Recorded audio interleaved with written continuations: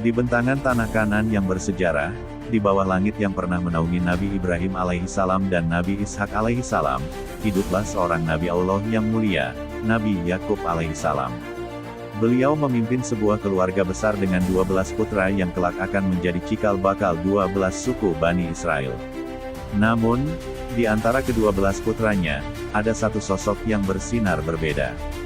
Dia adalah Yusuf alaihissalam. Sejak usia dini, Yusuf alaihissalam telah dianugerahi oleh Allah Subhanahu wa Ta'ala keistimewaan yang luar biasa.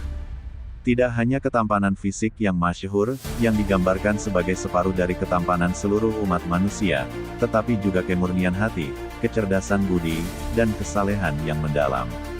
Hal ini membuat hati ayahnya, Nabi Yakub alaihissalam, secara alami condong kepadanya dan adik kandungnya, Bunyamin, melebihi 10 saudara tirinya yang lain. Kasih sayang yang mendalam ini, meskipun manusiawi, kelak menjadi benih ujian besar bagi keluarga ini. Kisah ini bukanlah sekadar dongeng, melainkan apa yang Allah Subhanahu wa Ta'ala sebut dalam Al-Quran Surah Yusuf ayat 3 sebagai Ahsanul Qasas atau kisah terbaik. Ini adalah kisah tentang takdir yang bekerja melalui mimpi-mimpi yang benar, ru'ya sadikah, sebuah wahyu halus yang menjadi pembuka tirai masa depan yang agung. Pada suatu malam yang hening, ketika dunia terlelap dalam selimut kegelapan, Yusuf alaihissalam yang masih berusia remaja berbaring di tempat tidurnya. Dalam tidurnya yang suci, Allah Subhanahu wa Ta'ala menyingkapkan tabir gaib di hadapannya. Ini bukanlah bunga tidur biasa yang lahir dari kecemasan atau keinginan duniawi, melainkan sebuah pesan ilahiyah yang berat dan penuh makna. Dalam penglihatan yang menakjubkan itu, Yusuf muda melihat pemandangan yang mengguncang jiwa. Ia melihat benda-benda langit yang agung tunduk di hadapannya. 11 bintang yang berkelap-kelip di kejauhan, kemudian matahari yang menjadi sumber cahaya siang, dan bulan yang menerangi malam, semuanya turun dari kedudukannya yang tinggi. Dengan penuh ketaksiman, benda-benda angkasa itu melakukan gerakan bersujud, sebuah penghormatan total kepada sosok remaja ini. Yusuf alaihissalam terbangun dengan hati yang bergetar. Ia merasakan beban keagungan dari apa yang baru saja disaksikannya. Ia sadar bahwa ini adalah tanda besar, sebuah isyarat dari langit yang belum ia pahami sepenuhnya maknanya. Didorong oleh kebingungan dan rasa takjub, serta kepercayaan penuh kepada hikmah ayahnya, Yusuf alaihissalam segera mencari Nabi Yakub alaihissalam. Di pagi hari yang cerah, dalam suasana yang intim antara ayah dan anak, Yusuf mencurahkan isi hatinya. Al-Quran mengabadikan momen bersejarah ini dengan indah dalam Quran Surah Yusuf ayat 4. Ingatlah ketika Yusuf berkata kepada ayahnya, "Wahai ayahku, sesungguhnya aku bermimpi melihat 11 bintang, matahari dan bulan, kulihat semuanya sujud kepadaku." Nabi Yakub alaihissalam mendengarkan penuturan putranya dengan seksama. Sebagai seorang nabi yang juga menerima wahyu dan memiliki kedalaman ilmu, basirah, hati Nabi Yakub bergetar hebat. Beliau segera memahami tawil, tafsir, dari mimpi tersebut. Matahari dan bulan melambangkan dirinya dan istrinya, orang tua Yusuf, sedangkan 11 bintang adalah ke-11 saudara Yusuf lainnya. Sujud yang mereka lakukan adalah simbol bahwa kelak, Yusuf alaihissalam akan diangkat oleh Allah Subhanahu wa Ta'ala ke derajat yang sangat tinggi, memegang kekuasaan yang besar, sehingga seluruh keluarganya akan tunduk menghormatinya, bukan dalam arti penyembahan, melainkan penghormatan dan kepatuhan pada otoritasnya yang dianugerahkan Allah. Nabi Yakub menyadari bahwa putranya ini telah dipilih untuk mengemban risalah kenabian dan akan diajarkan hikmah menafsirkan mimpi dan kejadian. Sebagaimana ditegaskan dalam Quran Surah Yusuf ayat 6, "Dan demikianlah Tuhanmu memilih kamu, untuk menjadi nabi, dan diajarkannya kepadamu sebahagian dari takdir mimpi-mimpi." Namun, di samping rasa syukur dan kebanggaan yang membuncah, sebuah kekhawatiran besar menyergap hati Nabi Yakub alaihissalam. Beliau sangat mengenal karakter anak-anaknya yang lain. Beliau sadar akan adanya benih-benih kecemburuan, hasad, di hati ke-10 saudara tiri Yusuf. Mereka sudah lama merasa iri melihat perhatian lebih yang diberikan Nabi Yakub kepada Yusuf. Nabi Yakub tahu bahwa jika saudara-saudara Yusuf mendengar mimpi ini, sebuah mimpi yang secara gamblang menunjukkan keunggulan Yusuf di atas mereka semua, maka api kecemburuan itu akan berkobar menjadi tindakan yang destruktif. Setan, musuh yang nyata bagi manusia, pasti akan memanfaatkan celah ini untuk mengadu domba. Dengan penuh kasih sayang dan ketegasan seorang pelindung, Nabi Yakub alaihissalam memberikan perintah yang sangat penting kepada Yusuf. Perintah ini adalah upaya preventif untuk menyelamatkan nyawa putranya. Sebagaimana terekam dalam Quran Surah Yusuf ayat 5, Nabi Yakub berkata, ayahnya berkata, "Hai anakku, janganlah kamu ceritakan mimpimu itu kepada saudara-saudaramu, maka mereka membuat makar untuk membinasakanmu. Sesungguhnya Saitan itu adalah musuh yang nyata bagi manusia." Ini adalah momen krusial. Nabi Yakub menegaskan bahwa pengetahuan adalah kekuatan, tetapi dalam situasi ini, menyebarkan pengetahuan tentang takdir yang agung kepada orang yang belum siap hatinya, justru akan mengundang bahaya. Beliau meminta Yusuf untuk menyimpan rahasia langit ini rapat-rapat, demi menjaga keutuhan keluarga dan keselamatan Yusuf sendiri. Sayangnya, meskipun Yusuf alaihissalam mematuhi ayahnya, firasat Nabi Yakub tentang kedengkian anak-anaknya yang lain terbukti benar. Tanpa mengetahui mimpi itu pun, saudara-saudara Yusuf sudah bersekongkol dalam kegelapan hati mereka, merasa bahwa ayah mereka telah berlaku tidak adil, dan mereka mulai merencanakan sesuatu untuk menyingkirkan cahaya yang mereka anggap sebagai saingan itu. Mimpi ini menjadi titik awal dimulainya perjalanan panjang penderitaan, kesabaran, dan akhirnya, kemenangan yang gemilang bagi Yusuf alaihissalam.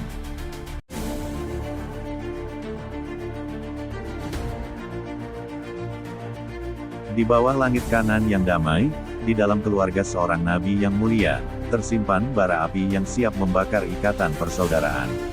Setelah Nabi Yusuf alaihissalam menceritakan mimpinya kepada ayahnya, dan meskipun Nabi Yakub alaihissalam telah berusaha menyembunyikannya, atmosfer di antara putra-putra Yakub berubah menjadi keruh. Setan, musuh yang nyata, meniupkan rasa hasad dengki, yang mendalam ke dalam hati 10 saudara tiri Yusuf. Bagi mereka, Yusuf alaihissalam dan adik kandungnya, Bunyamin, adalah saingan yang merebut perhatian penuh ayah mereka. Mereka merasa sebagai kelompok yang kuat usbah tulang punggung keluarga yang bekerja keras, namun merasa tidak mendapatkan kasih sayang yang setara. Al-Quran merekam dialog batin mereka yang penuh racun dalam Quran Surah Yusuf ayat 8. Sesungguhnya Yusuf dan saudaranya, Bunyamin, lebih dicintai oleh ayah kita daripada kita sendiri, padahal kita adalah satu golongan yang kuat. Sesungguhnya ayah kita adalah dalam kekeliruan yang nyata. Kecemburuan ini membutakan mata hati mereka. Mereka tidak lagi melihat Yusuf sebagai adik kecil yang polos, melainkan sebagai penghalang kebahagiaan mereka. Rasa sakit hati yang tidak dikelola dengan iman akhirnya bermetamorfosis menjadi sebuah rencana jahat, sebuah makar yang akan mengubah sejarah keluarga ini selamanya. Di suatu tempat yang jauh dari pendengaran ayah mereka, ke-10 saudara itu berkumpul. Ini adalah majelis yang dihadiri oleh kebencian. Agenda utama mereka adalah menyingkirkan Yusuf alaihissalam. Beberapa di antara mereka, dengan hati yang telah mengeras, mengusulkan solusi paling ekstrim, bunuhlah Yusuf. Bagi mereka, kematian adalah satu-satunya cara untuk memastikan cinta ayah mereka kembali utuh kepada mereka. Sebagian yang lain mengusulkan opsi yang sedikit lebih lunak namun tetap kejam. Buanglah dia ke bumi, yang tak bertuan, supaya perhatian ayahmu tertumpah kepadamu saja, dan sesudah itu hendaklah kamu menjadi orang-orang yang baik. Quran Surah Yusuf ayat 9. Mereka berilusi bahwa setelah melakukan dosa besar, mereka bisa begitu saja bertaubat dan kembali menjadi orang saleh. Di tengah perdebatan sengit itu, terdengarlah suara yang sedikit lebih berakal sehat di antara mereka. Menurut sebagian ahli tafsir, dia adalah Yahuda atau Ruben. Ia tidak setuju dengan pembunuhan darah daging sendiri. Ia memberikan alternatif jalan tengah, sebuah kejahatan yang dianggapnya lebih ringan. Seorang di antara mereka berkata, "Janganlah kamu membunuh Yusuf, tetapi masukkanlah dia ke dasar sumur supaya dia dipungut oleh beberapa orang musafir, jika kamu hendak berbuat." Quran Surah Yusuf ayat 10. Usulan ini akhirnya disepakati. Mereka memilih sumur tua di padang belantara yang jarang dilewati orang, berharap Yusuf akan hilang selamanya dari kehidupan mereka tanpa mereka harus memotori tangan dengan darahnya secara langsung. Langkah selanjutnya adalah bagian yang paling sulit, meyakinkan Nabi Yakub alaihissalam untuk melepaskan Yusuf pergi bersama mereka. Mereka tahu ayah mereka sangat protektif terhadap Yusuf. Maka, mereka menyusun skenario dengan sangat rapi, menggunakan pendekatan psikologis yang manipulatif. Mereka menghadap Nabi Yakub alaihissalam dengan wajah penuh kepura-puraan. Dengan nada yang seolah-olah terluka karena merasa tidak dipercayai, mereka berkata, "Wahai ayah kami, apa sebabnya kamu tidak mempercayai kami terhadap Yusuf, padahal sesungguhnya kami adalah orang-orang yang menginginkan kebaikan baginya." Quran Surah Yusuf ayat 11. Mereka meminta izin untuk mengajak Yusuf bermain-main di padang terbuka keesokan harinya, berjanji akan menjaganya dengan baik agar ia bisa bersenang-senang. Hati seorang nabi memiliki firasat yang tajam. Nabi Yakub alaihissalam merasakan kegelisahan yang mendalam. Beliau mengungkapkan kekhawatirannya dengan jujur, "Sesungguhnya kepergian kamu bersamanya amat menyedihkan hatiku dan aku khawatir kalau dia dimakan serigala, sedang kamu lengah daripadanya." Quran Surah Yusuf ayat 13. Tanpa sadar, ucapan Nabi Yakub tentang serigala ini justru memberi ide bagi anak-anaknya untuk skenario kebohongan mereka nanti. Namun, para saudara itu terus mendesak. Mereka menepuk dada dengan sombong. "Jika dia dimakan serigala, sedang kami adalah golongan yang kuat, sesungguhnya kami kalau demikian adalah orang-orang yang merugi." Quran Surah Yusuf ayat 14. Akhirnya, dengan berat hati dan tawakal kepada Allah Subhanahu wa Ta'ala, Nabi Yakub alaihissalam mengizinkan Yusuf pergi bersama mereka. Keesokan harinya, mereka berangkat. Selama masih dalam pandangan ayah mereka memperlakukan Yusuf dengan lembut. Namun, begitu mereka tiba di padang belantara yang jauh dan sunyi, topeng kebaikan itu terlepas. Perlakuan kasar, bentakan, dan hinaan mulai mereka lontarkan kepada adik kecil mereka yang tak berdaya. Mereka tiba di sumur tua yang telah direncanakan, sebuah sumur yang dalam, gelap, dan berair sedikit. Di bibir sumur itulah tragedi terjadi. Mereka dengan paksa melucuti baju kamis Yusuf alaihissalam. Yusuf kecil memohon belas kasihan, mengingatkan mereka akan ikatan darah dan ayah mereka, namun hati mereka telah tertutup batu. Tanpa ampun, mereka melemparkan Yusuf alaihissalam ke dalam kegelapan sumur. Bayangkan ketakutan seorang anak remaja, terpisah dari ayahnya, dikhianati oleh saudara-saudaranya sendiri, dan kini berada di dasar sumur yang dingin dan menakutkan. Ia sendirian. Namun, di saat titik terendah itulah, pertolongan Allah Subhanahu wa Ta'ala hadir. Allah Subhanahu wa Ta'ala tidak membiarkan hamba pilihannya larut dalam keputusasaan. Di dalam kegelapan sumur itu, Allah mewahyukan kepada Yusuf alaihissalam sebuah janji yang menenangkan jiwa dan menanamkan harapan masa depan. "Sesungguhnya engkau pasti akan menceritakan perbuatan ini kepada mereka, sedang mereka tidak menyadari." Quran Surah Yusuf ayat 15. Wahyu ini adalah peneguhan bahwa Yusuf akan selamat, bahwa ia memiliki masa depan yang agung, dan suatu hari nanti, ia akan berada dalam posisi di mana ia berhadapan kembali dengan saudara-saudaranya, dan merekalah yang akan berada dalam posisi lemah. Ketenangan ilahiyah menyelimuti hati Yusuf di dasar sumur itu. Sandiwara air mata dan darah palsu. Sementara Yusuf di dalam sumur, saudara-saudaranya memulai fase kedua dari rencana jahat mereka, menutupi jejak. Mereka mengambil baju gamis Yusuf yang telah mereka lucuti, lalu menyembelih seekor kambing, atau domba, dan melumuri baju itu dengan darah hewan tersebut. Ini adalah bukti kematian Yusuf. Mereka sengaja menunggu hingga malam tiba untuk pulang. Kegelapan malam akan membantu menyembunyikan ekspresi wajah mereka yang sebenarnya dan membuat tangisan palsu mereka terdengar lebih dramatis. Mereka datang kepada ayah mereka di waktu Isya sambil menangis meraung-raung. Sebuah tangisan dusta yang dirancang untuk mematahkan hati seorang ayah. Di hadapan Nabi Yakub alaihissalam, mereka menyajikan cerita yang telah mereka arang. "Wahai ayah kami, sesungguhnya kami pergi berlomba-lomba dan kami tinggalkan Yusuf di dekat barang-barang kami, lalu dia dimakan serigala, dan engkau sekali-kali tidak akan percaya kepada kami, sekalipun kami adalah orang-orang yang benar." Quran Surah Yusuf ayat 17. Sebagai bukti pamungkas, mereka menyerahkan baju gamis Yusuf yang berlumuran darah segar. Kesabaran yang indah, sabrun jamil. Nabi Yakub alaihissalam menerima baju itu dengan tangan gemetar. Beliau mengamati baju tersebut dengan basirah, mata hati kenabiannya. Ia melihat darah yang banyak, namun ia menyadari satu kejanggalan besar, baju itu utuh, tidak ada sobekan bekas cabikan taring atau cakar serigala. Apakah mungkin seekor serigala memakan manusia dengan begitu sopan hingga tidak merobek pakaiannya? Nabi Yakub tahu saat itu juga bahwa anak-anaknya sedang berbohong. Hatinya hancur, bukan hanya karena kehilangan Yusuf, tetapi juga karena pengkhianatan anak-anaknya yang lain. Namun, sebagai seorang nabi yang memiliki tingkat keimanan tertinggi, beliau tidak meledak dalam kemarahan atau histeris. Beliau memilih jalan yang paling mulia namun paling sulit. Dengan suara yang penuh kepedihan namun teguh, beliau berkata, "Sebenarnya dirimu sendirilah yang memandang baik perbuatan buruk itu bagimu. Maka kesabaran yang indah itulah kesabaranku. Dan Allah sajalah yang dimohon pertolongannya terhadap apa yang kamu ceritakan." Quran Surah Yusuf ayat 18. Nabi Yakub memilih sabrun jamil, kesabaran yang tidak disertai keluhan kepada manusia, hanya pengaduan kepada Allah semata.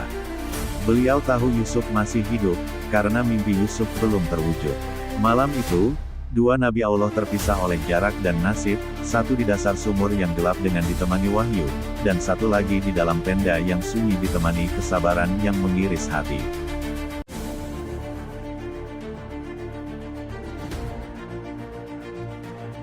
Di dasar sumur yang dingin dan sunyi, Nabi Yusuf alaihissalam bertahan hidup. Ia adalah permata yang dibuang ke dalam lumpur oleh saudara-saudaranya sendiri.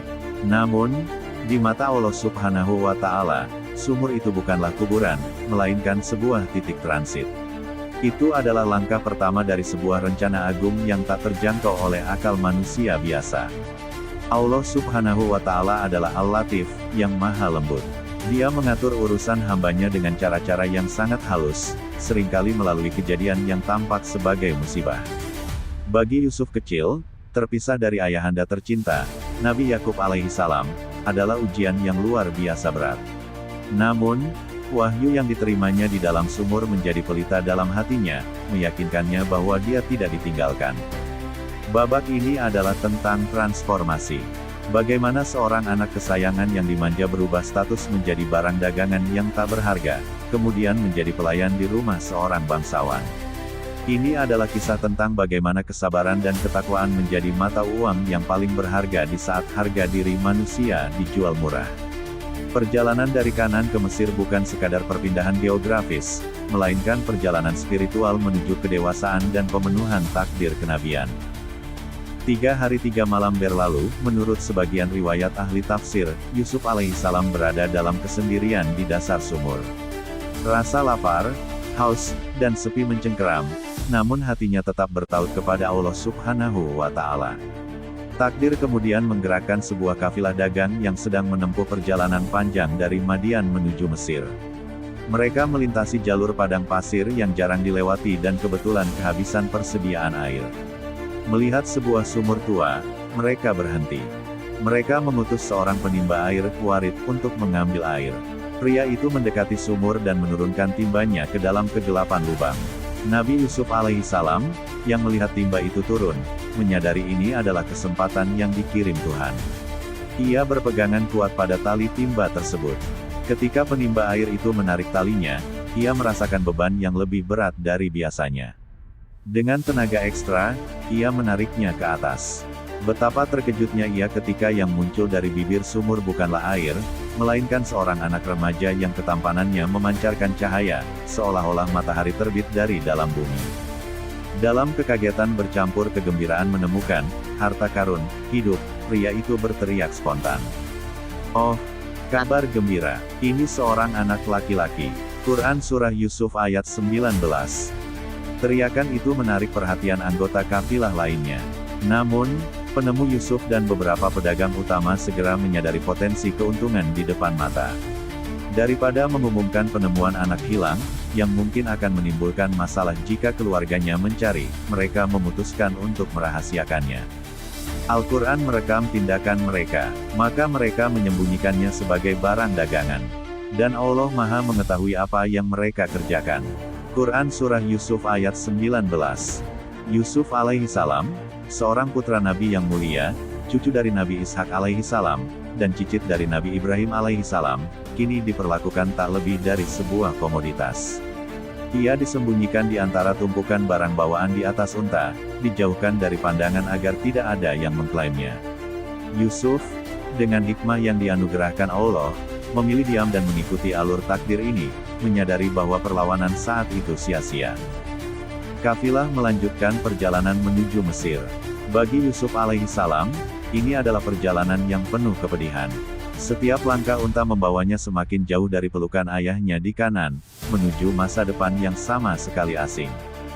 Dia melihat lanskap berubah, dari perbukitan Kanan menjadi gurun pasir yang luas dan gersang, hingga akhirnya mereka mencapai perbatasan Mesir, sebuah peradaban besar dengan sungai Nil yang megah, bangunan-bangunan raksasa, dan bahasa yang tidak ia mengerti. Yusuf kecil kini menjadi orang asing, seorang tawanan di negeri yang memuja banyak dewa, jauh dari ajaran tauhid ayahnya. Setibanya di Mesir, kafilah itu menuju pasar budak yang ramai. Disinilah martabat manusia diinjak-injak. Manusia dipajang di atas panggung untuk diperiksa, ditawar, dan dibeli seperti hewan ternak. Para pedagang yang menemukan Yusuf ingin segera mengubah barang temuan mereka menjadi uang tunai. Mereka tidak menyadari nilai sejati dari anak yang mereka bawa. Bagi mereka, Yusuf hanyalah seorang budak pelarian karena mereka menemukannya di sumur, yang harus segera dijual sebelum menimbulkan masalah. Ketidaktahuan dan keserakahan membuat mereka menjual Yusuf dengan harga yang sangat rendah. Al-Quran menggambarkan transaksi yang menyedihkan ini. Dan mereka menjualnya dengan harga yang murah, yaitu beberapa dirham saja, dan mereka merasa tidak tertarik hatinya kepada Yusuf. Quran Surah Yusuf ayat 20. Mereka menjual seorang calon nabi, seorang yang kelak akan menyelamatkan Mesir dari kelaparan, hanya dengan beberapa keping perak yang bisa dihitung jari, dirhamin madudah. Mereka adalah orang-orang yang merugi karena tidak melihat kemuliaan yang terpancar dari wajahnya. Namun, Allah Subhanahu wa Ta'ala adalah sebaik-baik pengatur skenario. Di tengah kerumunan pasar budak itu, takdir mempertemukan Yusuf dengan pembeli yang bukan orang sembarangan. Pembeli itu adalah Kitfir, atau Potifar dalam tradisi lain, seorang pejabat tinggi di kerajaan Mesir yang bergelar Al-Aziz, menteri atau bendahara negara. Ketika Al-Aziz melihat Yusuf, Allah Subhanahu wa Ta'ala menanamkan rasa kagum dan kasih sayang di hatinya. Ia melihat tanda-tanda kecerdasan, kejujuran, dan bangsawan pada diri budak muda ini, sesuatu yang melampaui statusnya saat itu. Al-Aziz membeli Yusuf dan membawanya pulang ke istananya yang megah. Sesampainya di rumah, ia berkata kepada istrinya, yang kemudian dikenal dengan nama Zulaikha dalam banyak riwayat. Berikanlah kepadanya tempat dan layanan yang mulia. Boleh jadi dia bermanfaat bagi kita atau kita pungut dia sebagai anak. Quran Surah Yusuf ayat 21. Perkataan ini adalah titik balik. Dari dasar sumur yang gelap, Yusuf kini diangkat untuk tinggal di lingkungan istana yang mewah. Al-Aziz, yang tidak memiliki anak, melihat potensi Yusuf untuk menjadi penerusnya atau setidaknya menjadi orang kepercayaan yang sangat berharga. Al-Quran menutup fase perpindahan ini dengan sebuah pernyataan teologis yang kuat, menegaskan bahwa semua ini bukanlah kebetulan, melainkan bagian dari rencana Allah Subhanahu wa Ta'ala untuk mempersiapkan Yusuf bagi misi besarnya di masa depan. Dan demikianlah kami memberikan kedudukan yang baik kepada Yusuf di muka bumi, Mesir, dan agar kami ajarkan kepadanya takbir mimpi. Dan Allah berkuasa terhadap urusannya, tetapi kebanyakan manusia tiada mengetahuinya. Quran Surah Yusuf ayat 21.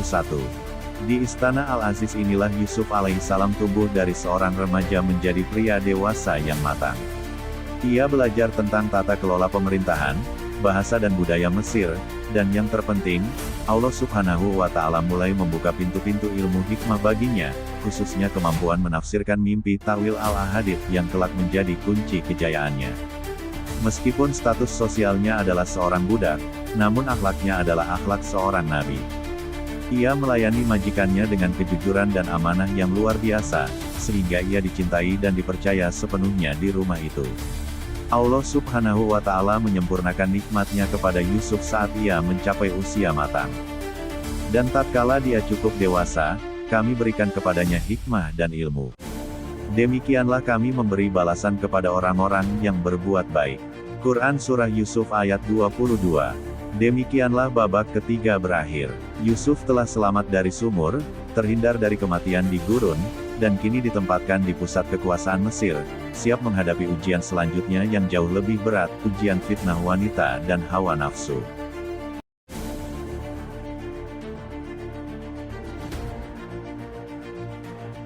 Kisah Nabi Yusuf, alaihissalam adalah kisah tentang kesabaran yang indah, yang terukir di tengah kemegahan peradaban Mesir kuno. Setelah diselamatkan dari sumur dan dijual sebagai budak, Yusuf mudah dibeli oleh Al-Aziz, seorang pejabat tinggi kerajaan Mesir, dan dibawa ke istananya. Al-Aziz berpesan kepada istrinya, yang dalam riwayat sering disebut Zulaikha, untuk memuliakan kedudukan Yusuf, dengan harapan ia akan membawa manfaat atau bahkan dapat diangkat sebagai anak. Di dalam istana yang megah inilah Yusuf tumbuh. Allah Subhanahu wa Ta'ala menganugerahkan kepadanya hikmah dan ilmu pengetahuan, serta fisik yang sempurna. Ketampanan Nabi Yusuf, alaihissalam bukanlah ketampanan biasa, ia adalah pancaran cahaya kenabian yang memesona siapapun yang memandangnya. Namun, keindahan ini justru menjadi awal dari ujian terberatnya di fase kedewasaan. Seiring berjalannya waktu, Zulaikha, wanita bangsawan yang hidup dalam kemewahan, mulai terjerat oleh pesona anak angkatnya sendiri. Rasa kagum berubah menjadi obsesi, dan kasih sayang berubah menjadi hasrat yang membakar. Setan membisikkan godaan ke dalam hatinya, membuatnya lupa akan martabat dan statusnya sebagai istri seorang pembesar. Narasi mencapai titik kritisnya sebagaimana direkam dengan detail dramatis dalam Al-Quran Surah Yusuf. Suatu hari, ketika keinginan Zulaikha telah memuncak dan tak tertahankan lagi, ia merancang sebuah jebakan. Ia memastikan Al-Aziz tidak berada di rumah dan menciptakan suasana yang sunyi. Zulaikha menutup rapat semua pintu-pintu istana. Tidak ada celah untuk melarikan diri, tidak ada mata yang melihat, kecuali Allah Subhanahu wa Ta'ala. Dengan penuh keberanian yang didorong oleh hawa nafsu, ia mengenakan pakaian terbaiknya, menampakkan kecantikannya di hadapan Yusuf, dan secara terang-terangan mengajaknya melakukan perbuatan keji. Ia berkata, "Marilah mendekat kepadaku. Ini adalah momen yang menentukan." Seorang pemuda yang gagah, jauh dari keluarga, di negeri asing, digoda oleh wanita cantik dan berkuasa yang menjadi tuannya, dalam keadaan aman dari penglihatan manusia. Secara manusiawi, ini adalah godaan yang hampir mustahil ditolak. Al-Quran Surah Yusuf ayat 24 bahkan menyebutkan bahwa Yusuf pun sempat memiliki kecenderungan hamat bihi wa hama biha. Sebagai fitrah manusiawi seorang lelaki, andaikan dia tidak melihat tanda burhan dari Tuhannya. Namun, iman Nabi Yusuf, alaihissalam laksana benteng baja. Dengan tegas ia menolak. Kalimat pertama yang keluar dari lisannya adalah perlindungan kepada Allah Subhanahu wa Ta'ala, "Ma'adzallah, aku berlindung kepada Allah." Ia mengingatkan Zulaikha tentang dua hal, kebaikan tuannya, Al-Aziz, yang telah merawatnya dengan baik, dan ketetapan bahwa orang-orang zalim tidak akan pernah beruntung. Penolakan Yusuf justru semakin memobarkan amarah dan hasrat Zulaikha. Ketika Yusuf berbalik badan untuk melarikan diri menuju pintu, Zulaikha mengejarnya. Terjadilah pergulatan fisik yang dramatis. Yusuf berlari menjauh dari maksiat, sementara Zulaikha berlari mengejar dosanya. Dalam usaha menahan Yusuf, Zulaikha menarik baju gamis Yusuf dari belakang hingga koyak. Tepat pada detik itu, pintu terbuka. Al-Aziz, sang suami, berdiri di ambang pintu, menyaksikan pemandangan yang mengejutkan itu. Dengan kecerdikan yang licik, Zulaikha segera memutarbalikkan fakta. Sebelum Yusuf sempat berbicara, ia melancarkan tuduhan keji. Ia memosisikan dirinya sebagai korban dan Yusuf sebagai pelaku. Ia menuntut kepada suaminya agar Yusuf dipenjara atau dihukum dengan pedih karena telah bermaksud buruk terhadap istrinya. Nabi Yusuf, alaihissalam, dengan tenang namun tegas, membela diri dengan mengatakan kebenaran, "Dialah yang menggoda diriku." Allah Subhanahu wa Ta'ala tidak membiarkan hambanya yang saleh ternoda. Seorang saksi dari keluarga Zulaikha sendiri ada yang berpendapat ia adalah seorang bayi yang berbicara atas izin Allah, atau seorang pria bijak dari kerabatnya memberikan petunjuk logis untuk mengungkap kebenaran. Saksi itu berkata, jika bajunya koyak di bagian depan, maka wanita itu benar dan Yusuf termasuk berdusta. Tetapi jika bajunya koyak di bagian belakang, maka wanita itulah yang dusta dan Yusuf termasuk orang yang benar. Ketika Al-Aziz memeriksa baju Yusuf, Ia melihat koyakan itu ada di belakang, bukti tak terbantahkan bahwa Yusuf sedang lari menjauh, dan Zulaikha lah yang menariknya. Terbongkarlah kebohongan Zulaikha. Al-Aziz mengakui bahwa ini adalah tipu daya wanita yang dahsyat. Ia meminta Yusuf merahasiakan kejadian ini dan menyuruh istrinya memohon ampun. Meskipun Al-Aziz berusaha menutupinya, skandal di istana tidak bisa diredam. Berita itu menyebar ke seluruh kota. Wanita-wanita bangsawan Mesir mulai bergunjing, mencemooh Zulaikha yang tergila-gila pada budaknya sendiri. Ini adalah pukulan telak bagi harga diri Zulaikha. Untuk membungkam gunjingan tersebut, Zulaikha merancang sebuah jamuan makan. Ia mengundang wanita-wanita penggunjing itu ke istananya. Ia menyediakan tempat duduk yang nyaman dan menyuguhkan buah-buahan, lengkap dengan pisau tajam untuk mengupasnya. Di tengah acara, Zulaikha memerintahkan Yusuf untuk keluar menemui mereka. Ketika Yusuf muncul, para wanita itu terperangah. Mereka belum pernah melihat manusia seindah itu. Dalam Al-Quran Surah Yusuf ayat 31 disebutkan, mereka begitu terpesona hingga tanpa sadar melukai tangan mereka sendiri dengan pisau yang mereka pegang, seraya berkata, Maha sempurna Allah, ini bukanlah manusia. Ini benar-benar malaikat yang mulia. Zulaikha memanfaatkan momen ketakjuban itu untuk membenarkan dirinya. Ia berkata, inilah orang yang karenanya kalian mencelaku. Ia mengakui secara terbuka bahwa ia memang menggoda Yusuf, namun Yusuf menolak dengan keras. Situasi menjadi semakin berbahaya bagi Yusuf. Kini, bukan hanya Zulaikha yang menginginkannya, tetapi wanita-wanita bangsawan lain pun terpesona padanya.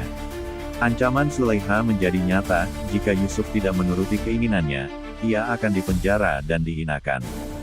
Di hadapan ancaman kolektif ini, Nabi Yusuf, alaihissalam mengangkat tangannya berdoa kepada Allah Subhanahu wa Ta'ala.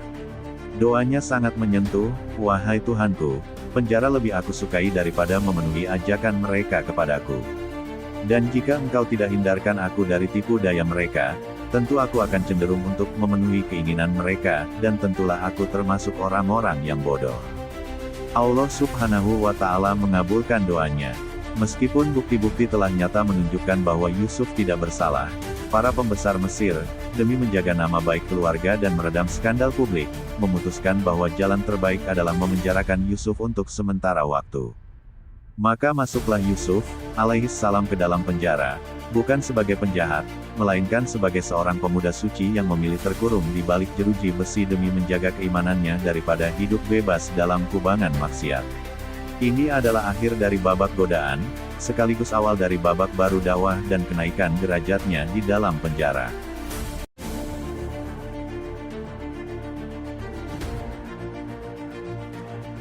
Perjalanan hidup Nabi Yusuf, alaihissalam adalah sebuah epik tentang kesabaran yang tak bertepi dan keyakinan yang tak tergoyahkan kepada Allah Subhanahu wa Ta'ala. Babak kehidupannya yang kelima ini membawa kita menyelami salah satu fase paling kelam namun sekaligus paling bercahaya dalam sejarah kenabian, masa-masa penahanan di dalam penjara Mesir kuno. Setelah berhasil melewati ujian godaan yang luar biasa dari istri Al-Aziz dengan memilih menjaga kehormatan diri, Nabi Yusuf justru dihadapkan pada ketidakadilan sistemik. Beliau memilih dinginnya jeruji besi daripada panasnya kemaksiatan, sebuah pilihan yang mengantarkannya pada periode pengasingan fisik yang panjang. Namun, bagi seorang Nabi Allah, penjara bukanlah sekadar tempat hukuman atau kuburan bagi harapan. Penjara, dalam skenario ilahi yang agung, bertransformasi menjadi sebuah madrasah ruhani dan mimbar dakwah yang sunyi. Di tempat di mana harapan kebanyakan manusia mati, cahaya kenabian Yusuf justru bersinar semakin terang. Bab ini tidak hanya mengulas tentang penderitaan fisik akibat terkurung, melainkan sebuah studi mendalam tentang bagaimana seorang hamba pilihan Allah memanfaatkan setiap keadaan, betapapun sempitnya, untuk menegakkan kalimat tauhid. Disinilah kita akan menyaksikan bagaimana integritas karakter akhlak menjadi fondasi dakwah yang paling kuat, dan bagaimana mukjizat berupa takwil mimpi berfungsi sebagai stempel kebenaran dari Allah Subhanahu wa Ta'ala di tengah lingkungan yang penuh keputusasaan. Ini adalah kisah tentang ketahanan mental, kecerdasan spiritual, dan demonstrasi nyata bahwa pertolongan Allah selalu dekat bagi mereka yang sabar. Memasuki penjara, Nabi Yusuf, alaihissalam tidak membawa ratapan atau keluhan. Beliau membawa serta ketenangan, sakinah, yang hanya dimiliki oleh jiwa yang rida pada ketetapan Rabb-Nya. Al-Quran, dalam surah Yusuf, memberikan gambaran tersirat bahwa kehadiran beliau di dalam penjara segera mengubah atmosfer tempat tersebut. Karakter beliau yang mulia, kejujuran, welas asih, dan kebijaksanaan, membuatnya menonjol di antara para tahanan lainnya. Beliau menjadi tempat bertanya, sandaran bagi yang gelisah, dan penenang bagi yang putus asa, meskipun beliau sendiri sedang memikul beban ketidakadilan yang berat. Sikap ini adalah bentuk dakwah bil hal, dengan perbuatan, yang paling fundamental sebelum lisan berbicara. Titik balik dalam babak penjara ini dimulai dengan kehadiran dua pemuda pelayan raja yang juga dipenjara, seorang penyaji minuman, Saki, dan seorang pembuat roti. Suatu pagi, keduanya tampak sangat gundah karena mimpi aneh yang mereka alami pada malam sebelumnya. Melihat kegelisahan di wajah mereka, naluri kepedulian Nabi Yusuf tergerak. Beliau bertanya dengan lembut tentang apa yang merisaukan mereka. Ketika mereka menceritakan bahwa mereka bermimpi dan tidak tahu artinya, Nabi Yusuf, alaihi salam melihat sebuah celah strategis untuk menyampaikan misi utamanya, tauhid. Inilah inti dari dakwah beliau di penjara. Sebelum memberikan interpretasi mimpi yang mereka minta, Nabi Yusuf terlebih dahulu memperkenalkan siapa zat yang memberinya kemampuan tersebut. Sebagaimana direkam dengan indah dalam Al-Quran, surah Yusuf, beliau menegaskan bahwa kemampuan menakwilkan mimpi bukanlah sihir atau kebetulan, melainkan ilmu yang diajarkan oleh Tuhannya karena beliau telah meninggalkan agama orang-orang yang menyekutukan Allah dan tidak percaya pada hari akhir. Dengan retorika yang cerdas dan menyentuh akal sehat, beliau mengajak kedua temannya berpikir, manakah yang lebih baik, Tuhan-Tuhan yang bermacam-macam itu ataukah Allah yang Maha Esa lagi Maha Perkasa. Beliau menegaskan bahwa apa yang disembah selain Allah hanyalah nama-nama kosong yang dibuat-buat oleh manusia. Ini adalah proklamasi tauhid yang berani di jantung kekuasaan Fir'aun yang paganistik. Nabi Yusuf memanfaatkan kebutuhan mereka akan jawaban untuk menyuntikkan kebenaran fundamental tentang eksistensi Tuhan. Setelah menanamkan fondasi tauhid, barulah Nabi Yusuf, alaihi salam beralih pada permintaan mereka, menggunakan mukjizat yang dianugerahkan Allah Subhanahu wa Ta'ala kepadanya, kemampuan menakwilkan mimpi, ta'wil al-ahadits. Kepada penyaji minuman yang bermimpi memeras anggur, Yusuf memberikan kabar gembira, ia akan selamat, dibebaskan, dan kembali pada pekerjaannya melayani raja. Namun, kepada pembuat roti yang bermimpi membawa keranjang roti di atas kepalanya lalu burung memakannya, Yusuf harus menyampaikan kebenaran yang pahit dengan jujur, ia akan dihukum mati dengan cara disalib, dan burung akan memakan sebagian dari kepalanya. Nabi Yusuf menutup takwilnya dengan ketegasan seorang nabi, telah diputuskan perkara yang kamu berdua tanyakan. Ini menunjukkan kepastian dari ilmu yang bersumber dari wahyu, bukan sekadar tebakan. Di akhir sesi tersebut, sisi manusiawi Nabi Yusuf, alaihi salam muncul. Beliau berpesan kepada si penyaji minuman yang diprediksi selamat. Sebutkanlah keadaanku kepada tuanmu, Raja. Ini adalah ikhtiar, usaha, manusiawi yang wajar untuk mencari keadilan. Namun, skenario Allah Subhanahu wa Ta'ala jauh lebih agung dari rencana manusia. Setan membuat si penyaji minuman melupakan pesan Yusuf segera setelah ia bebas dan kembali menikmati kemewahan istana. Akibat kelupaan manusiawi ini, Nabi Yusuf harus tetap mendekam di dalam penjara selama beberapa tahun lagi, dalam Al-Quran disebut bita sinin, biasanya diartikan antara 3 hingga 9 tahun tambahan. Bab ini mengajarkan kita bahwa meskipun dakwah telah disampaikan dan mukjizat telah ditunjukkan, pertolongan Allah datang pada waktu yang paling tepat menurut perhitungannya, bukan menurut ketergesaan kita. Masa perpanjangan di penjara ini adalah periode pematangan akhir, memastikan bahwa ketika Yusuf keluar nanti, ia sepenuhnya siap memikul tanggung jawab besar dalam menyelamatkan Mesir, dengan ketergantungan mutlak hanya kepada Allah Subhanahu wa Ta'ala.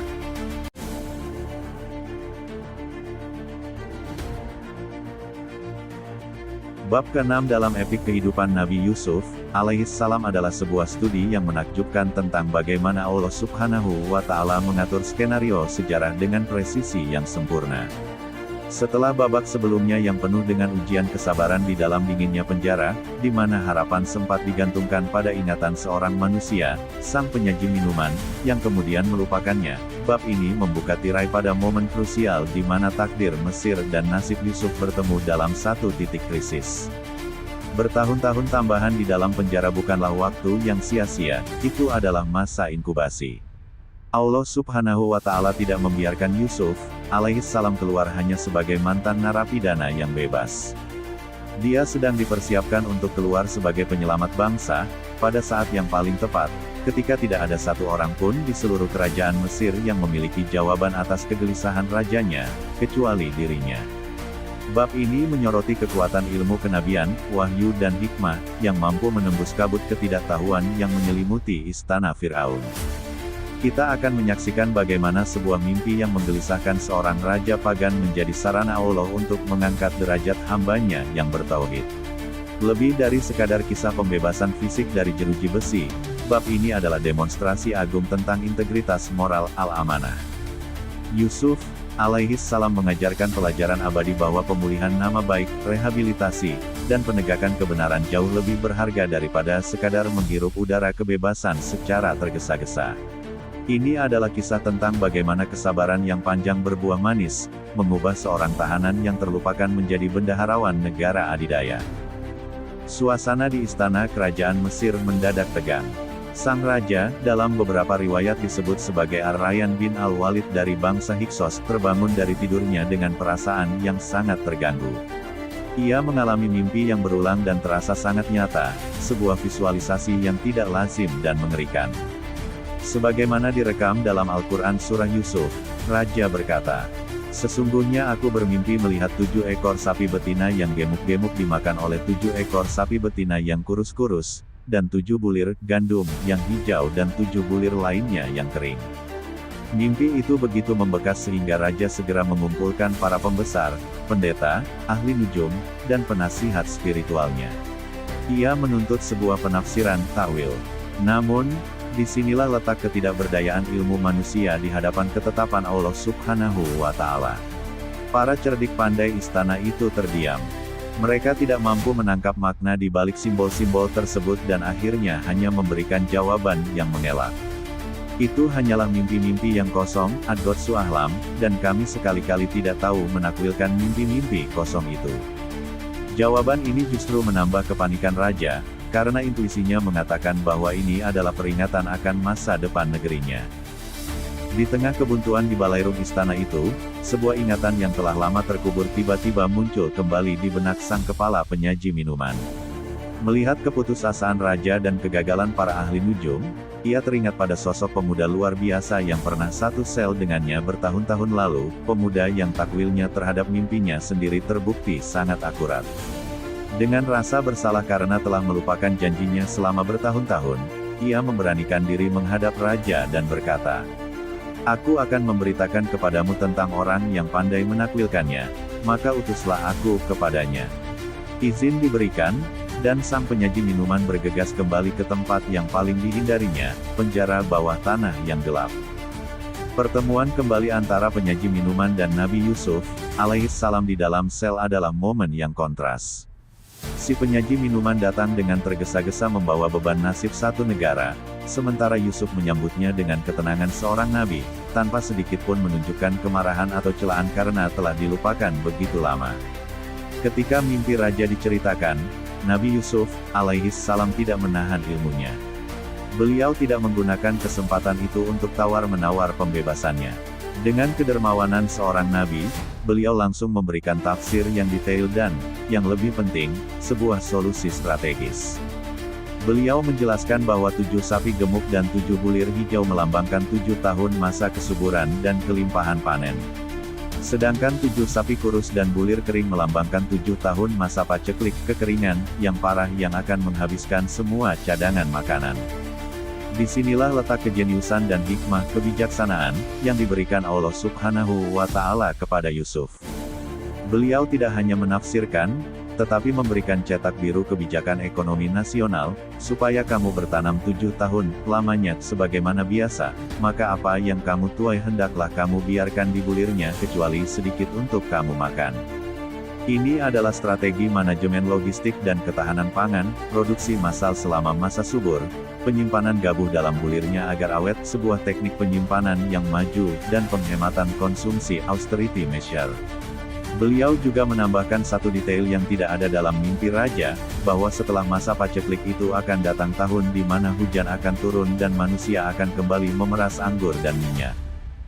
Sang penyaji minuman kembali ke istana dengan jawaban yang menakjubkan itu. Raja, yang segera mengenali bobot kebenaran dan kecerdasan dalam solusi tersebut, merasa sangat terkesan. Ia menyadari bahwa orang di penjara ini bukanlah orang biasa. Raja segera memerintahkan, "Bawalah dia kepadaku." Utusan raja datang ke penjara untuk menjemput Yusuf. Bagi kebanyakan orang, ini adalah momen yang ditunggu-tunggu untuk segera lari dari penjara. Namun, Nabi Yusuf, alaihissalam menunjukkan kelasnya sebagai manusia pilihan. Beliau menolak untuk keluar begitu saja. Nabi Yusuf tahu bahwa jika ia keluar hanya karena gerasi raja berkat tafsir mimpi, status sosialnya mungkin pulih, tetapi reputasi moralnya di mata masyarakat masih tercoreng oleh tuduhan palsu istri Al-Aziz Zulaiha. Beliau ingin keluar sebagai orang yang terbukti tidak bersalah, bukan sebagai narapidana yang diampuni karena jasanya.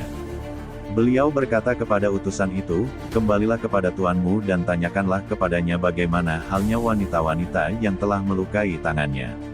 Sesungguhnya Tuhanku, Maha mengetahui tipu daya mereka." Ini adalah permintaan untuk penyelidikan ulang, tinjau kembali kasusnya secara terbuka. Raja, yang semakin penasaran dengan karakter pemuda ini, menyetujui permintaan tersebut. Ia mengumpulkan wanita-wanita bangsawan yang terlibat dalam peristiwa jamuan makan dulu, termasuk istri Al-Aziz. Di hadapan raja, di bawah tekanan penyelidikan resmi, topeng kepalsuan akhirnya terbuka. Para wanita itu bersaksi, "Maha sempurna Allah, kami tiada mengetahui sesuatu keburukan pun daripadanya." Dan akhirnya, istri Al-Aziz sendiri, yang mungkin telah mengalami transformasi batin selama tahun-tahun kepergian Yusuf, mengakui kebenarannya dengan lantang, "Sekarang jelaslah kebenaran itu. Akulah yang menggodanya untuk menundukkan dirinya kepadaku, dan sesungguhnya dia termasuk orang-orang yang benar." Inilah momen kemenangan moral yang sejati. Nama baik Nabi Yusuf, alaihissalam dibersihkan secara total di hadapan otoritas tertinggi dan publik.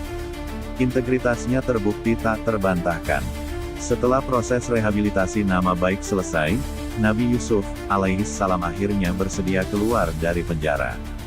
Beliau dibawa menghadap raja. Penampilan beliau telah dirapikan, namun cahaya kenabian di wajahnya jauh lebih memukau daripada pakaian istana manapun. Percakapan antara raja dan Yusuf semakin meyakinkan raja akan kedalaman ilmu dan kesucian jiwa Yusuf. Raja berkata, "Sesungguhnya kamu, mulai hari ini menjadi seorang yang berkedudukan tinggi lagi dipercayai pada sisi kami." Melihat potensi bencana kelaparan yang akan datang dan ketidakmampuan pejabat yang ada, Nabi Yusuf, alaihissalam, dengan penuh tanggung jawab dan kepercayaan diri atas kemampuan yang diberikan Allah, menawarkan diri untuk posisi kunci, "Jadikanlah aku bendaharawan negara Mesir, sesungguhnya aku adalah orang yang pandai menjaga, lagi berpengetahuan." Ini bukanlah ambisi kekuasaan, melainkan kesadaran akan tanggung jawab, pandai menjaga, amanah, dan kompetensi, berpengetahuan, dalam manajemen. Allah Subhanahu wa Ta'ala mengabulkan hal ini, menempatkan Yusuf pada posisi di UU7 mana ia bisa menyelamatkan tidak hanya Mesir, tetapi juga wilayah sekitarnya, termasuk keluarganya sendiri di Palestina kelak. Demikianlah, bab ini ditutup dengan transformasi total nasib Yusuf, membuktikan janji Allah bahwa sesudah kesulitan pasti ada kemudahan.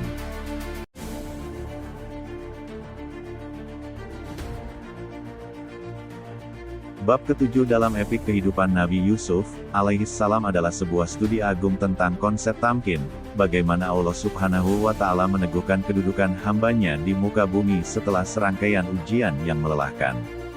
Bab ini bukan sekadar cerita tentang kenaikan pangkat politik atau kesuksesan karir, ini adalah pemenuhan janji Allah bahwa kesabaran, sabar, dan ketakwaan, takwa akan selalu berujung pada kemenangan yang gemilang. Kita telah menyaksikan Yusuf, alaihissalam di dasar sumur yang gelap, kemudian di pasar budak sebagai komoditas, di istana sebagai pelayan yang difitnah, dan di penjara bawah tanah sebagai orang yang terlupakan. Namun, di bab 7 ini, tirai nasib tersingkap secara dramatis. Allah Subhanahu wa Ta'ala menunjukkan bahwa Dia adalah sutradara terbaik. Waktu yang dihabiskan Yusuf dalam sekolah penjara bukanlah waktu yang sia-sia. Itu adalah kawah candra di muka yang membentuk karakter kepemimpinan yang tangguh, yang tidak akan silau oleh kilau emas istana maupun gentar oleh ancaman kelaparan global. Bab ini mengajarkan kita pelajaran fundamental tentang kepemimpinan dalam Islam, bahwa kekuasaan bukanlah hak istimewa yang harus diperebutkan, melainkan beban amanah yang harus diminta hanya jika seseorang memiliki kapabilitas ahliyah untuk memikulnya demi kemaslahatan umat. Kita akan melihat bagaimana Yusuf, alaihissalam, dengan bimbingan wahyu, mengambil alih kemudi negara adidaya Mesir tepat sebelum badai krisis menghantam, mengubah potensi bencana nasional menjadi kisah sukses manajemen logistik terbesar dalam sejarah kuno. Setelah drama pembersihan nama baik di hadapan para wanita Mesir, Nabi Yusuf, alaihissalam akhirnya melangkah keluar dari penjara. Beliau tidak keluar sebagai pesakitan yang diampuni, melainkan sebagai pemenang moral yang kebenarannya telah diakui oleh kawan maupun lawan. Saat dibawa ke hadapan Raja Mesir, terjadilah dialog yang menentukan. Raja, yang sebelumnya hanya mendengar tentang Yusuf dari laporan penyaji minuman dan hasil investigasi, kini berhadapan langsung dengan sosok yang memancarkan haibah kewibawaan, kenabian dan kecerdasan luar biasa. Setiap kata yang diucapkan Yusuf, setiap nasihat yang diberikannya, semakin meyakinkan Raja bahwa pria di hadapannya bukanlah manusia biasa. Al-Quran merekam momen pengakuan total ini dalam surah Yusuf ayat 54. Dan Raja berkata, "Bawalah Yusuf kepadaku, agar aku memilih dia sebagai orang yang rapat kepadaku." Maka tatkala Raja telah bercakap-cakap dengan dia, dia berkata, "Sesungguhnya kamu, mulai hari ini menjadi seorang yang berkedudukan tinggi lagi dipercayai pada sisi kami." Raja menyadari bahwa Yusuf memiliki solusi yang tidak dimiliki oleh seluruh penasihat kerajaannya. Yusuf adalah satu-satunya orang yang memahami peta jalan masa depan Mesir selama 15 tahun ke depan, 7 tahun subur, 7 tahun paceklik, dan 1 tahun pemulihan. Di titik inilah terjadi momen yang sangat krusial dan sering disalahpahami. Melihat bahwa Raja telah mempercayainya, dan menyadari bahwa tidak ada orang lain di Mesir yang mampu mengeksekusi rencana penyelamatan ekonomi tersebut dengan jujur dan kompeten, Nabi Yusuf, alaihissalam mengajukan diri untuk posisi tersebut. Beliau berkata, sebagaimana diabadikan dalam Al-Quran surah Yusuf ayat 55.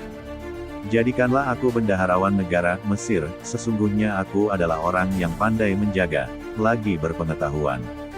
Ini bukanlah ambisi politik yang haus kekuasaan. Ini adalah bentuk tanggung jawab seorang nabi yang melihat umat di ambang kehancuran. Jika Yusuf diam saja dan membiarkan jabatan strategis itu dipegang oleh birokrat korup atau tidak kompeten yang selama ini gagal menakwilkan mimpi raja, maka bencana kelaparan akan memusnahkan rakyat. Yusuf, alaihissalam mengajukan 2 kualifikasi utama yang menjadi standar emas kepemimpinan dalam Islam. Hafizun, pandai menjaga. Ini merujuk pada integritas moral, kejujuran, dan sifat amanah. Beliau tidak akan korupsi, tidak akan menyalahgunakan cadangan pangan untuk kepentingan pribadi. Alimun, berpengetahuan. Ini merujuk pada kompetensi teknis, kecerdasan manajerial, dan pemahaman mendalam tentang takwil mimpi tersebut serta cara mengelolanya. Raja, yang telah melihat bukti kecerdasan dan kejujuran Yusuf, menyetujui permintaan tersebut tanpa keraguan. Dalam riwayat sejarah dan tafsir, disebutkan bahwa Raja memberikan Yusuf cincin stempel kerajaan, mengenakan jubah sutra padanya, dan mengalungkan emas di lehernya. Yusuf diangkat menjadi pejabat tertinggi, mungkin setara dengan Perdana Menteri atau Vizier, yang memiliki otoritas penuh atas perbendaharaan dan logistik negara. Posisi ini sebelumnya dipegang oleh suami Zulaikha, yang bergelar Al-Aziz. Kini, dengan takdir Allah Subhanahu wa Ta'ala, Yusuf yang dahulunya dibeli sebagai budak oleh Al-Aziz, kini menduduki jabatan Al-Aziz itu sendiri dengan kekuasaan yang bahkan lebih real dan mendesak. Allah Subhanahu wa Ta'ala menegaskan dalam surah Yusuf ayat 56. Dan demikianlah kami memberi kedudukan kepada Yusuf di negeri Mesir, dia berkuasa penuh pergi menuju kemana saja ia kehendaki di bumi Mesir itu. Segera setelah dilantik, Nabi Yusuf, alaihi salam tidak membuang waktu. Beliau langsung bekerja. Babak ini adalah tentang implementasi dari visi yang telah beliau jabarkan di penjara. 7 tahun pertama adalah masa keemasan pertanian Mesir. Sungai Nil meluap dengan sempurna, tanah menjadi sangat subur, dan panen gandum melimpah ruah melebihi apa yang pernah disaksikan generasi manapun. Yusuf, alaihi salam berkeliling ke seluruh pelosok negeri. Beliau memerintahkan pembangunan lumbung-lumbung raksasa, silo, di setiap distrik dan kota. Beliau mengorganisir sistem pengumpulan pajak hasil bumi yang ketat namun adil.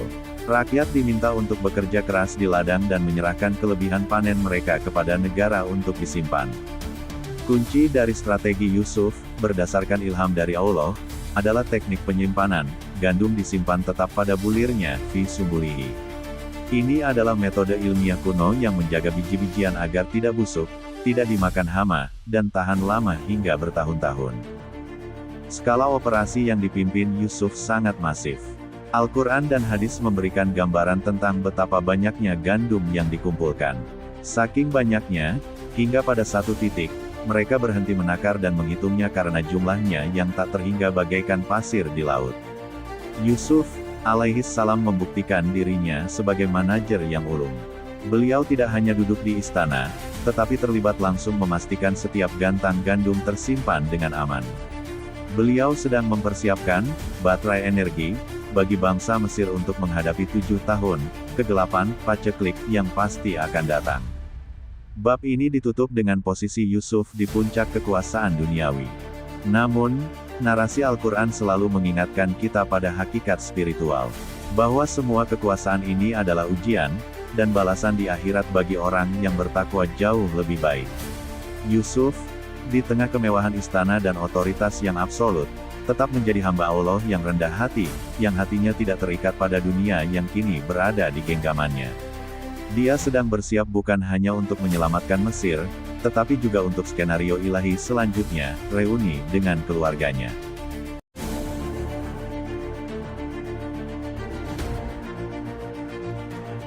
Kisah Nabi Yusuf alaihi salam adalah ahsanul qasas, atau sebaik-baik kisah yang diwahyukan Allah Subhanahu wa Ta'ala di dalam Al-Quran.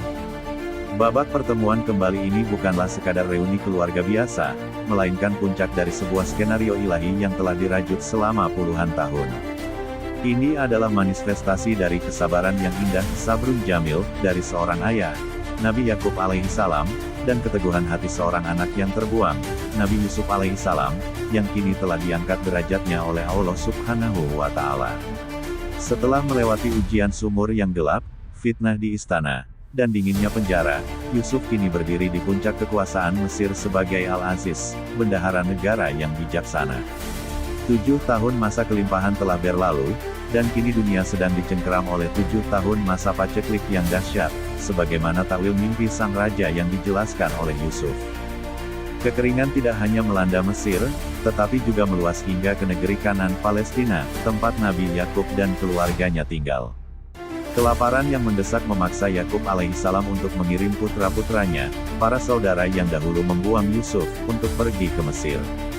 Berita telah tersebar bahwa di Mesir, ada seorang penguasa yang adil yang membagikan gandum kepada mereka yang membutuhkan.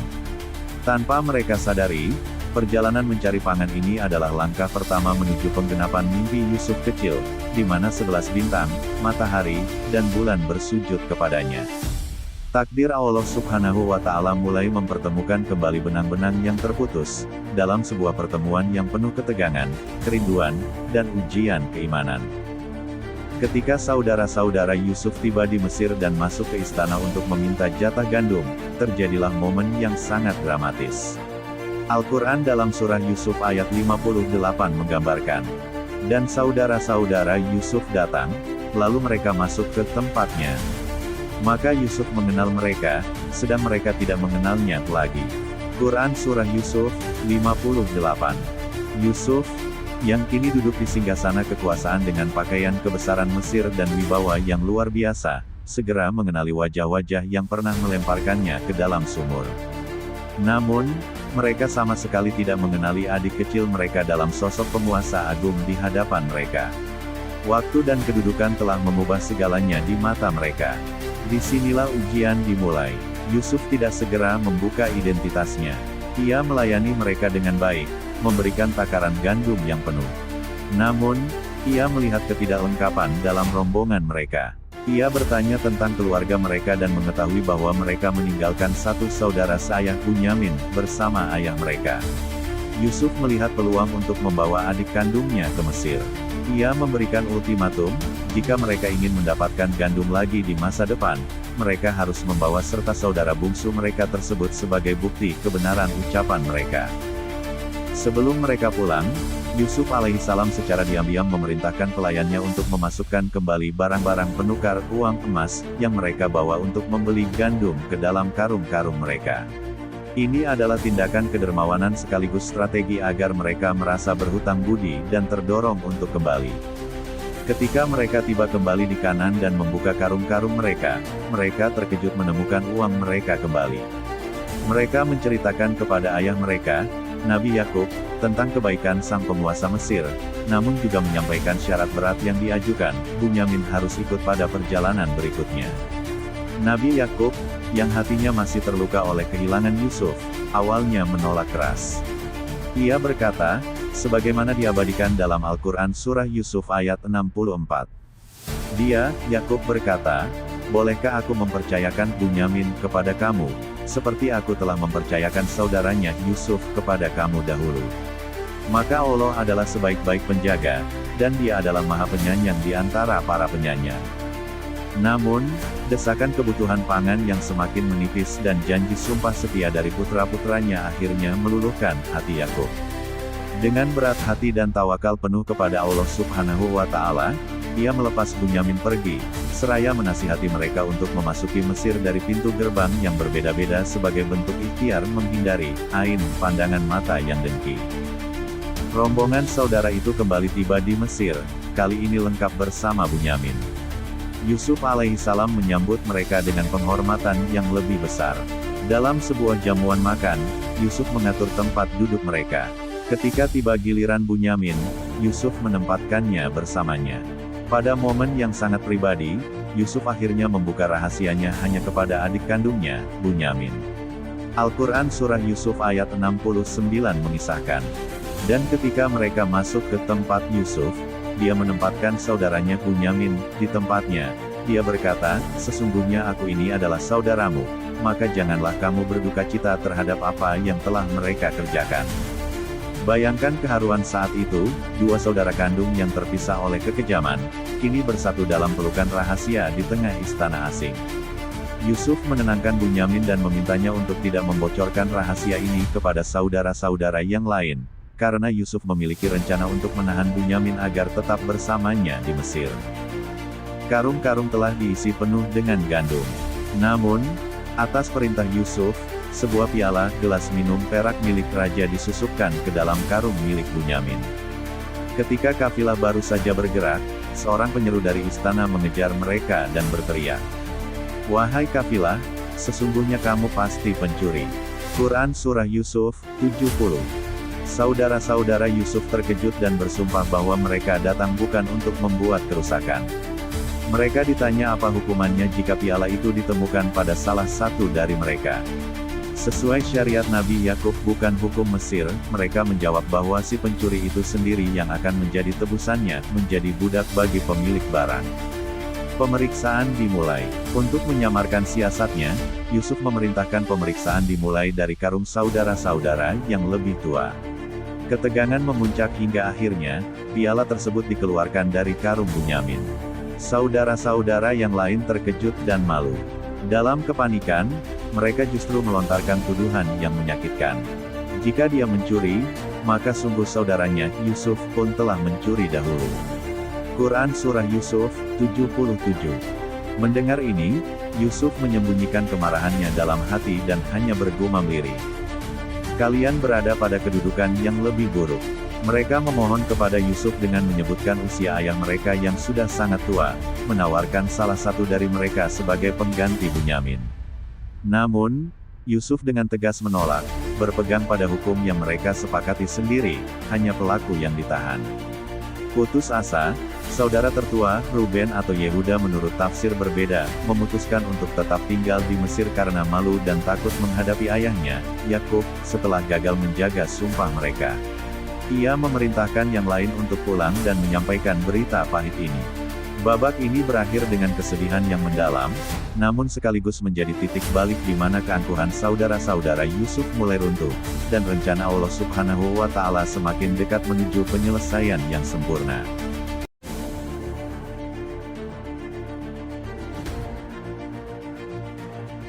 Babak sebelumnya meninggalkan kita dalam kepedihan yang mendalam di tanah Kanan. 9 saudara Yusuf kembali kepada ayah mereka, Nabi Yakub alaihissalam, tanpa membawa serta Bunyamin, putra bungsu yang paling dikasihi setelah hilangnya Yusuf. Berita bahwa Bunyamin ditahan di Mesir karena tuduhan mencuri menjadi pukulan hebat bagi hati seorang ayah yang sudah rapuh. Namun, disinilah letak keagungan iman Nabi Yakub alaihissalam. Alih-alih tenggelam dalam keputusasaan total, ia kembali menunjukkan sabrun jamil, kesabaran yang indah. Meski matanya memutih karena kesedihan yang mendalam dan tangisan yang ditahan bertahun-tahun, mata hatinya tetap memandang penuh harap kepada Allah Subhanahu wa Ta'ala. Ia yakin bahwa ini bukanlah akhir, melainkan babak baru dari ujian yang akan berujung pada pertolongan Allah. Bab 9 ini mengulas perjalanan emosional dari titik terendah kesedihan Nabi Yakub menuju puncak kebahagiaan.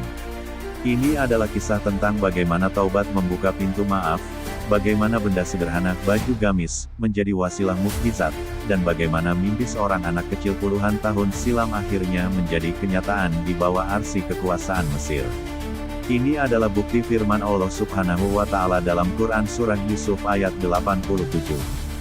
Sesungguhnya tiada berputus asa dari rahmat Allah, melainkan kaum yang kafir. Di Kanan, kondisi semakin mendesak. Perbekalan habis dan kelaparan masih mencengkeram. Nabi Yakub, dengan keyakinan nabawinya, merasakan bahwa Yusuf masih hidup. Ia memerintahkan putra-putranya untuk kembali ke Mesir, bukan hanya untuk mencari gandum, tetapi dengan misi khusus.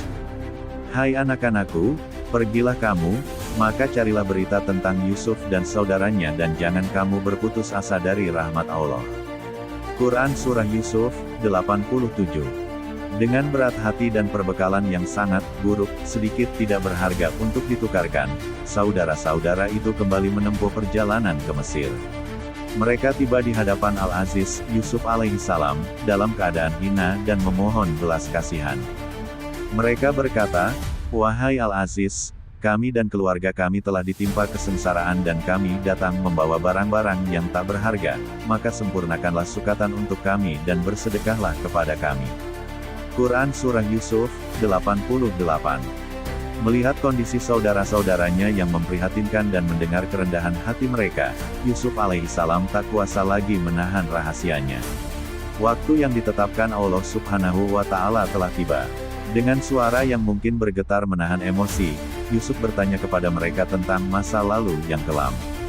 Apakah kamu mengetahui keburukan apa yang telah kamu lakukan terhadap Yusuf dan saudaranya ketika kamu tidak jahil tidak menyadari akibatnya? Quran Surah Yusuf, 89. Pertanyaan ini mengguncang mereka. Tidak ada orang lain yang tahu detail kejadian sumur itu selain mereka dan Yusuf sendiri. Seketika, tabir di mata mereka tersingkap. Mereka menatap wajah penguasa agung di hadapan mereka, yang wajahnya selalu dilingkupi cahaya kemuliaan, dan mulai mengenali gurat-gurat wajah adik kecil yang dulu mereka buang. Dengan gemetar, mereka bertanya, "Apakah engkau sungguh-sungguh Yusuf?" Jawaban yang ditunggu selama puluhan tahun itu akhirnya terucap, "Aku Yusuf dan ini saudaraku, Bunyamin. Sesungguhnya Allah telah melimpahkan karunia-Nya kepada kami. Sesungguhnya barang siapa yang bertakwa dan bersabar, maka sesungguhnya Allah tidak menyia-nyiakan pahala orang-orang yang berbuat baik." Quran Surah Yusuf, 90. Saudara-saudaranya seketika dilingkupi rasa malu, takut, dan penyesalan yang luar biasa. Mereka mengakui dosa besar mereka dan mengakui bahwa Allah telah melebihkan Yusuf di atas mereka. Disinilah akhlak kenabian Yusuf alaihissalam bersinar paling terang. Ia tidak menggunakan kekuasaannya untuk membalas dendam. Ia tidak mencela atau mengungkit detail kejahatan mereka. Sebaliknya, ia memberikan pengampunan total yang melegakan jiwa. Dia, Yusuf, berkata, "Pada hari ini tak ada cercaan terhadap kamu. Mudah-mudahan Allah mengampuni kamu, dan Dia adalah Maha Penyayang di antara para penyayang." Quran Surah Yusuf, 92. Ini adalah level ihsan tertinggi, memaafkan saat mampu membalas. Yusuf alaihissalam segera memikirkan ayahnya. Ia tahu betapa menderitanya Nabi Yakub karena perpisahan ini. Ia memberikan gamisnya, baju kebesarannya, kepada saudara-saudaranya dan memerintahkan, "Pergilah kamu dengan membawa baju gamisku ini, lalu letakkanlah ke wajah ayahku, nanti ia akan melihat kembali, dan bawalah keluargamu semuanya kepadaku." Quran Surah Yusuf, 93. Ketika kafilah baru saja keluar dari gerbang Mesir, di kanan yang jauh, Nabi Yakub alaihissalam mencium aroma yang dikenalnya. "Sesungguhnya aku mencium bau Yusuf, sekiranya kamu tidak menuduhku lemah akal," katanya kepada orang-orang di sekitarnya. Quran Surah Yusuf, 94. Mereka yang mendengarnya mengira itu hanyalah racauan kesedihan orang tua. Namun, kebenaran segera tiba. Pembawa berita gembira, menurut sebagian tafsir adalah Yehuda, yang dulu membawa baju berdarah palsu, kini membawa baju penyembuh tiba dan meletakkan gamis Yusuf ke wajah Nabi Yakub. Seketika itu juga, atas izin Allah Subhanahu wa Ta'ala, penglihatannya kembali pulih. Kesedihan bertahun-tahun sirna, digantikan oleh kepastian janji Allah. Saudara-saudara Yusuf memohon ampun kepada ayah mereka, dan Yakub berjanji akan memohonkan ampunan bagi mereka kepada Allah Subhanahu wa Ta'ala di waktu sahur. Seluruh keluarga besar Nabi Yakub, Bani Israel, bermigrasi dari tanah Kanan yang tandus menuju Mesir yang makmur. Nabi Yusuf alaihissalam keluar dari istana dengan segala kebesarannya untuk menyambut kedatangan mereka di perbatasan. Pertemuan antara Yusuf dan kedua orang tuanya, Yakub dan istrinya, ibu tiri Yusuf yang merawatnya, adalah momen yang sangat mengharukan. Yusuf memeluk mereka dan berkata, "Masuklah kamu ke negeri Mesir, insya Allah dalam keadaan aman." Quran Surah Yusuf, 99. Di balairung istana yang megah, Yusuf menaikkan kedua orang tuanya ke atas singgasana bersamanya, sebagai bentuk penghormatan tertinggi. Pada saat itulah, pemandangan yang dilihatnya dalam mimpi di masa kecilnya terwujud nyata di hadapannya. Dan mereka, semuanya, merebahkan diri seraya bersujud kepada Yusuf. Dan berkata Yusuf, "Wahai ayahku, inilah takbir mimpiku yang dahulu itu, sesungguhnya Tuhanku telah menjadikannya suatu kenyataan." Quran Surah Yusuf, 100. 11 saudaranya, bintang ayahnya, matahari, dan ibunya, bulan, melakukan sujud penghormatan, sujud tahiyah, yang diperbolehkan dalam syariat masa itu, bukan sujud ibadah kepadanya. Kisah ini ditutup dengan doa syukur Nabi Yusuf alaihissalam yang indah. Ia tidak membanggakan kekuasaannya, melainkan mengakui bahwa semua nikmat, dari keluar penjara hingga menjadi penguasa dan disatukan kembali dengan keluarga setelah godaan setan, adalah semata-mata karunia Allah Subhanahu wa Ta'ala, Sang Maha Lembut dan Maha Mengetahui. Ia mengakhiri kisahnya dengan memohon agar diwafatkan dalam keadaan muslim dan dikumpulkan bersama orang-orang yang saleh.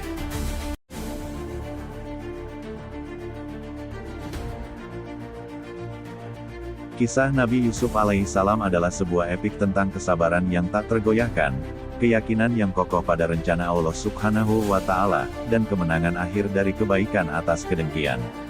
Setelah melalui sumur pembuangan, perbudakan, fitnah, dan dinginnya penjara, Yusuf alaihissalam akhirnya menduduki puncak kekuasaan di Mesir, menjadi penyelamat bangsa dari kelaparan, dan menyatukan kembali keluarganya yang telah lama terpisah. Bab terakhir ini, bab 10, bukanlah tentang konflik atau ujian baru, melainkan tentang husnul khatimah, akhir yang baik. Ini adalah masa di mana benih-benih kesabaran yang ditanam selama puluhan tahun membuahkan hasil berupa ketenangan, kebijaksanaan yang matang, dan persiapan menuju perjalanan abadi. Di bawah naungan kekuasaannya, Bani Israel tumbuh dan berkembang dalam damai di tanah Goshen, sementara Yusuf sendiri, dengan segala pencapaian dunianya, semakin merunduk hatinya di hadapan Sang Pencipta.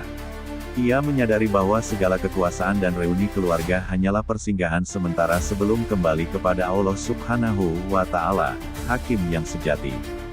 Narasi ini akan membawa kita menelusuri tahun-tahun terakhir Nabi Yusuf, doa ikoniknya yang diabadikan dalam Al-Quran, dan saat-saat terakhirnya yang penuh dengan ketundukan mutlak. Setelah penyatuan kembali dengan ayah dan saudara-saudaranya, Nabi Yusuf alaihissalam terus memerintah Mesir dengan keadilan dan hikmah selama bertahun-tahun. Di bawah kepemimpinannya, Mesir tidak hanya pulih dari 7 tahun masa paceklik, tetapi juga memasuki era kemakmuran dan stabilitas yang belum pernah terjadi sebelumnya. Ia mengelola sumber daya negara dengan bijak, memastikan kesejahteraan bagi seluruh rakyat, baik penduduk asli Mesir maupun keluarganya, Bani Israel, yang kini menetap di tanah yang subur. Masa tua Yusuf ditandai dengan kedewasaan spiritual yang mendalam.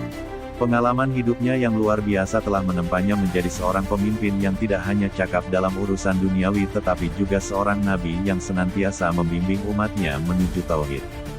Ia menjadi figur ayah yang dihormati, tidak hanya bagi anak-anaknya sendiri, Efraim dan Manasye, tetapi juga bagi seluruh Bani Israel dan rakyat Mesir. Kehadiran Nabi Yakub alaihissalam di sisinya selama 17 tahun terakhir hidup sang ayah menjadi penyejuk hati setelah sekian lama berpisah, memungkinkan mereka untuk saling berbagi hikmah kenabian di penghujung usia. Wafatnya Nabi Yakub alaihissalam menjadi momen kesedihan mendalam bagi Yusuf, namun juga pengingat kuat akan kefanaan hidup. Setelah memakamkan ayahnya dengan penuh penghormatan di Hebron Al-Khalil, di samping makam nenek moyangnya, Ibrahim dan Ishak alaihimassalam, Yusuf kembali ke Mesir dengan hati yang semakin terpaut pada akhirat. Ia menyadari bahwa generasinya pun akan segera berlalu. Di tengah puncak kekuasaannya, dikelilingi oleh kemewahan istana dan penghormatan rakyat, Yusuf alaihissalam tidak pernah lupa diri. Ia sering menyendiri, merenungkan perjalanan hidupnya yang penuh liku. Ia melihat jelas bagaimana tangan Allah Subhanahu wa Ta'ala telah mengatur setiap detik kehidupannya, dari kegelapan sumur hingga cahaya istana, untuk tujuan yang lebih besar. Kesadaran ini melahirkan rasa syukur yang tak terhingga dan kerinduan untuk segera berjumpa dengan Rabb-Nya. Al-Quran mengabadikan satu doa yang sangat indah yang diucapkan oleh Nabi Yusuf alaihissalam di puncak kehidupannya. Doa ini adalah intisari dari seluruh perjalanannya, sebuah pengakuan akan nikmat Allah dan permohonan untuk akhir yang baik. Ya Tuhanku, sesungguhnya Engkau telah menganugerahkan kepadaku sebahagian kerajaan dan telah mengajarkan kepadaku sebahagian takwil mimpi.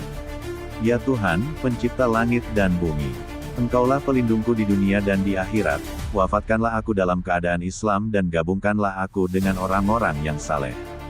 Quran Surah Yusuf, 101. Dalam doa ini, Yusuf tidak meminta umur panjang atau kekuasaan yang lebih besar. Ia mengakui bahwa semua yang dimilikinya, kerajaan, ilmu menakwilkan mimpi, adalah anugerah Allah semata. Permohonan utamanya adalah agar Allah mewafatkannya dalam keadaan berserah diri sepenuhnya Islam, dan mengumpulkannya bersama para nabi dan orang-orang saleh yang telah mendahuluinya. Ini adalah doa dari seorang hamba yang telah menyelesaikan tugasnya dan siap untuk pulang.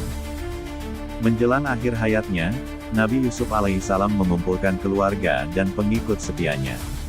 Sebagaimana para nabi sebelumnya, ia memberikan wasiat untuk berpegang teguh pada ajaran tauhid, menyembah hanya Allah Subhanahu wa Ta'ala, dan menjaga persaudaraan di antara Bani Israel. Ia juga memberikan kabar gembira, bisyarah, tentang akan datangnya seorang rasul di masa depan yang akan membebaskan mereka dari penindasan di Mesir dan membawa mereka kembali ke tanah yang dijanjikan, merujuk pada Nabi Musa alaihissalam. Nabi Yusuf alaihissalam wafat dalam ketenangan, dikelilingi oleh orang-orang yang mencintainya. Kepergiannya ditangisi oleh seluruh Mesir. Sebagai bentuk penghormatan tertinggi, jenazahnya tidak langsung dibawa ke Kanan, melainkan dimakamkan sementara di Mesir, di dalam peti batu tabut, yang diletakkan di dasar sungai Nil, agar keberkahannya terus mengalir bagi negeri itu. Berdasarkan riwayat hadis, berabad-abad kemudian, ketika Nabi Musa alaihissalam hendak membawa Bani Israel keluar dari Mesir, ia diperintahkan oleh Allah Subhanahu wa Ta'ala untuk membawa serta jenazah Nabi Yusuf. Dengan bantuan seorang wanita tua dari Bani Israel yang mengetahui lokasinya, tabut tersebut diangkat dari dasar sungai Nil dan dibawa serta dalam perjalanan Eksodus menuju Tanah Suci, untuk akhirnya dimakamkan di dekat nenek moyangnya, memenuhi janji Allah untuk mengumpulkannya dengan orang-orang yang saleh.